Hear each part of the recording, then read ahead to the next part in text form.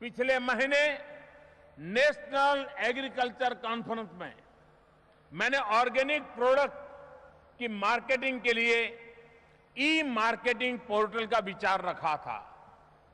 इतने कम समय में आज उसका शुभारंभ होते देख मेरे लिए बहुत ही सुखद अनुभव हो रहा है और इसलिए मैं विभाग को बहुत बहुत बधाई देता हूं।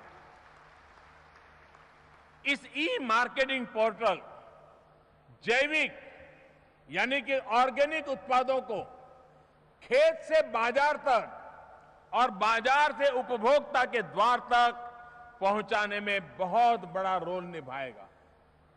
प्रोडक्ट्स की जानकारी, उसके मार्केट और सप्लाई चेन की जानकारी अब किसानों को और उपभोक्ताओं को आसानी से उपलब्ध होगी।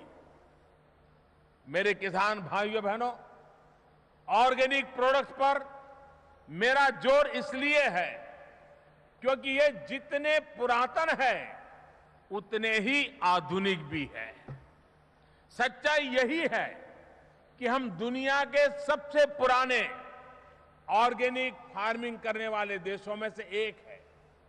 आज देश में 22 लाख हेक्टेयर से ज्यादा जमीन पर ऑर्गेनिक फार्मिंग होती है। लेकिन दूसरी सच्चाई यह भी है कि ऑर्गेनिक फार्मिंग के बाद जो अगला स्टेप है वैल्यू एडिशन का, मार्केटिंग का, उसमें हम आज भी पीछे रह गए हैं। इस कमी को दूर करने में ई मार्केटिंग पोर्टल से काफी मदद मिलेगी।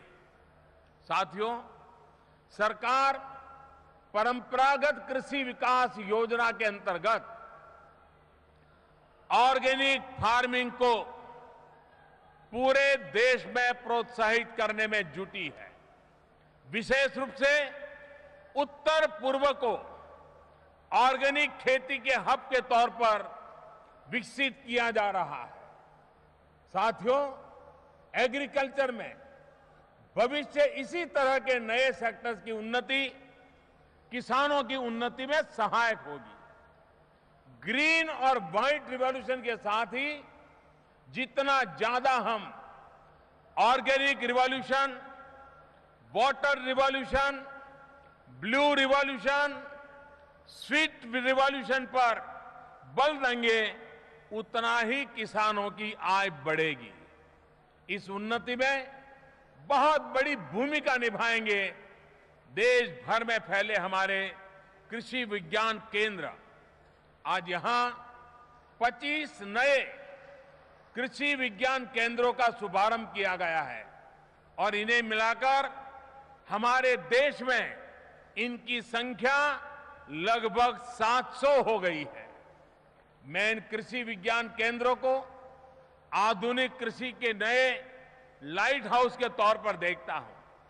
इन केंद्रों से निकला प्रकाश देश के कृषि जगत को प्रकाशवान बनाएगा। विशेषकर कृषि विज्ञान केंद्र का सबसे महत्वपूर्ण काम है किसान तक नई तकनीक, नई जानकारी को पहुंचाना।